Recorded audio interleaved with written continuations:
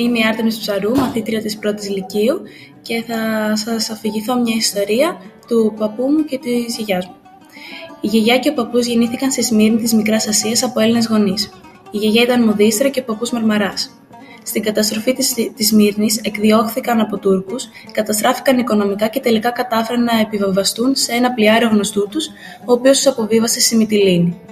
Εκεί έμειναν φιλοξενούμενοι σε άγνωστη οικογένεια για 2 μήνες και στη συνέχεια πήγαν στη Θεσσαλονίκη με πλοίο και έμειναν σε συγγενή ξάδερφο για περίπου 3 μήνες.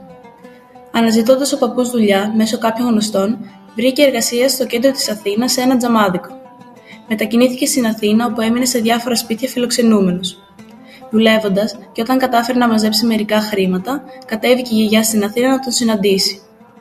Κατάφερε να νοικιάσουν ένα δωμάτιο στην οδό Αχαρνών. Μετά από αρκετό καιρό εργασία, η γιαγιά επαγγελματικά καθάριζε σπίτια και αφού κατάφεραν να μαζέψουν κάποια χρήματα, ακόμα αγόρασαν ένα μικρό οικόπεδο στην Ταμάρια της Κυψέλης και έκτισαν με μεγάλο κόπο 2 δωμάτια. Εκεί παντρεύτηκαν και έκαναν 2 παιδιά.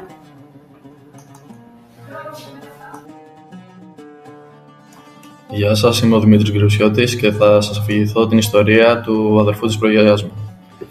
Ο αδερφός της προγιαγιάς μου, Κώστας Επιτρόπου, γεννήθηκε το 1890 στο Οφρύνιο της Μικράς Ασίας, στο Τσανάκαλε, και αφού τελείωσε το σχολείο πήγε να φοιτήσει στη Θεολογική Σχολή της Χάλκης. Εκεί τον βρήκε η μικρασιατική καταστροφή και αναγκάστηκε να εγκαταλείψει την περιοχή. Επειδή δεν μπορούσε να επιστρέψει στο σπίτι του και στους δικούς του ανθρώπους, έπρεπε να φύγει προς τη Δύση. Αποφάσισε να πάει στον θείο του Ευστράτιο, ηγούμενο σε μονή στο Άγιο Όρος. Εκεί τον έντυσαν με ράσα και όπως όλα έδειχναν, θα γινόταν καλόγερος. Όταν όμως κάποια στιγμή αρρώστησε βαριά και στη μονή δεν μπορούσαν να του προσφέρουν τίποτα, οι καλόγεροι απευθύνθηκαν για βοήθεια σε ένα αγγλικό πλοίο που είχε γιατρό. Ο προπάπους μου μεταφέρθηκε στο πλοίο για νοσηλεία. Στο πλοίο υπήρχαν και Αγγλίδες νοσοκόμες, με τις οποίες άρχισε να κάνει παρέα. Όταν έγινε καλά, κατάλαβε ότι δεν ήθελε στη ζωή να συνεχίσει να φοράει ράσο και πήγε στην Καβάλα, όπου είχαν καταφύγει πολλά πρόσωπα από την οικογένειά του και δούλεψε σε σχολείο.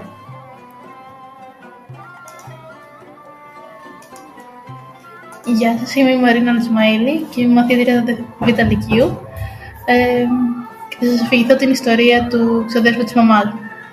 Ο Γιάκωβος, ξάδερφος της μαμάς μου, είχε μόλις τελειώσει το 4ο έτος ιατρικής σχολής της Βαγδάτης, όμως η κακή του τύχη ξέσπασε πόλεμος στο Ιράκ το 1990. Καθώς το Ιράκ υπέστη μεγάλες καταστροφές και είχε πολλούς τραυματίες, θέλησε να βοηθήσει τους πληγέντες. Ο Γιάκωβος ήταν παντρεμένος και είχε ένα παιδί 5 μηνών.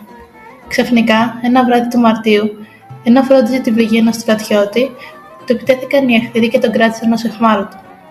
Έμεινε όμοιρος στο κουβέτι για έναν χρόνο, όπου τον ανάγκησαν να εξισλαμιστεί, μαθαίνοντας το Κοράνιο, το Ιερό Βιβλίο των Μουσουλμάνων, και να αφήσει γενιάδα. Πέρασε και ένας χρόνος. Ο Γιάκωβος πίστευε πως θα απελευθερωνόταν τώρα και θα γυρνούσε πίσω στην οικογένειά του. Ωστόσο, οι εχθροί είχαν άλλα σχέδια. Τον έστειλαν στο Αφγανιστάν με τους Ταλιμπάν ως όμηρο. Οι συνθήκες εκεί ήταν άθλιες. Περνούσαν οι μέρες, οι μήνες, τα χρόνια. Όταν το 5ο χρόνο της ομηρίας του κατάφερε να αποδράσει, πληρώνοντας άτομα να το μεταφέρουν στην Τουρκία. Από εκεί κατευθύνθηκε προς την Ελλάδα ως μετανάστης πλέον, σε φουσκωτές βάρκες, βάζοντας σε κίνδυνο τη ζωή του. Από τη Θεσσαλονίκη πήρε το τρένο για τη Σερβία. Εκεί τον βρήκε άλλο κακό. Επιτέθηκε στο τρένο μια συμμορία της μαφίας, με αποτέλεσμα να σταματήσει η πορεία του τρένου και να αποβιβαστούν όλοι οι επιβάτες. Τους έκρυψαν κινητά, διαβατήρια και ό,τι νόμιμο έγγραφο είχαν. Αφού κατέβηκαν, ο καθένας επέλεξε το δικό του μονοπάτι, με την ελπίδα να βρεθούν σε ένα πιο ασφαλές μέρος. Εν τούτης, η αστυνομία νόμιζε πως ήταν λαθρέμποροι και παράνομοι, οπότε άρχισε να τους πυροβολεί. Ο Γιάκωβος ευτυχώς ξέφυγε κρύβοντας τον εαυτό του στο δάσος. Περπατούσε για πολλά χιλιόμετρα στα πυκνά δάση της Σερβίας. Με την υποστήριξη ανθρώπων κατάφερε να διασχίσει πολλές χώρες, καταλήγοντας στην Νορβηγία. Έμαθε τη γλώσσα και συνέχισε τις σπουδές του, αποκτώντας την ειδικότητα του χειρουργού. Μόλις σταθεροποιήθηκε η κατάστασή του, μετά από 6 χρόνια, έφερε την οικογένειά του στην Νορβηγία, όπου και έμειναν μόνοι.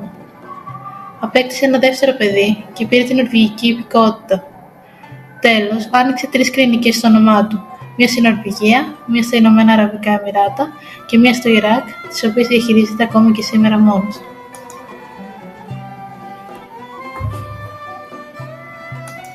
Είμαι η Μαρίνα και θα συνεχίσω με μια άλλη ιστορία του θείου μου. Ο Μιχάλης, αδερφός του μπαμπάς μου, γεννημένος το 1973 από ελληνοϊρακινή οικογένεια, γεννήθηκε και μεγάλωσε στη Βαγδάτη. Όλα τα σχολικά του χρόνια κυλούσαν ήπια μέχρι που στις αρχές του 1990, δηλαδή μόλις είχε αποφοιτήσει το Λύκειο, ξέσπασε πόλεμο στο Ιράκ. Ο Μιχάλης, 17 χρονών, εντάχθηκε στον Ιρακινό στρατό. Δύσκολα χρόνια έζησε, όπως αναφέρει και ο ίδιος. Πριν τελειώσει ο πόλεμος, η Αμερική, με τη βοήθεια άλλων δυτικών δυνάμεων, διέλυσε τον Ιρακινό στρατό. Τότε βρήκε ευκαιρία να αποδράσει από τον στρατό όπου είχε εγκατασταθεί στα σύνορα Ιράκ-Κουβέιτ. Έτσι ξεκινάει ένας Γολγοθάς για τον Μιχάλη. Τρομοκρατημένος και φοβισμένος, ξεκίνησε το ταξίδι του με τα πόδια προς τη Βαγδάτη για το σπίτι του, ώστε να πάρει τα απαραίτητα, όπως λεφτά, ρούχα και κάποιες προμήθειες για να φύγει από τη χώρα. Καταζητώμενος πλέον, πέταξε όλα τα βαριά αντικείμενα που είχε πάνω, όπλα και στρατιωτικά ρούχα, και τα έκρυψε ώστε να μην τα βρουν οι αρχές. Απελπισμένος πια, χωρίς να έχει κάπου να κοιμηθεί, ούτε προμήθειες, χτύπαγε πόρτα-πόρτα κάθε σπίτι που έβρισκε μπροστά του, ζητώντας καθαρά ρούχα και τροφή. Την επόμενη αμέσως ημέρα ξεκίνησε τη διαδικασία να φύγει από τη χώρα. Αρχικά πήγε στη Ιορδανία και από εκεί θα περνούσε στην Ευρώπη. Έχοντας ήδη ελληνικές ρίζες, στόχος του ήταν η Ελλάδα. Έτσι έσπευσε στην ελληνική πρεσβεία της Ιορδανίας, στο Αμάν, και πήρε σπουδαστική βίζα για να έρθει στην Ελλάδα και να πραγματοποιήσει το όνειρό του να γίνει γιατρός. Φτάνοντας στην Ελλάδα, πήγε στην πανεπιστημιακή λέσχη για να σπουδάσει και να μάθει καλύτερα την ελληνική γλώσσα. Έδωσε εξετάσεις και μπήκε στη ιατρική σχολή Ιωνίνου. Τελικά, πραγματοποίησε το όνειρό του γίνοντας καρδιολόγος, παρόλες τις δυσκολίες που αντιμετώπισε φτάνοντας στην Ελλάδα.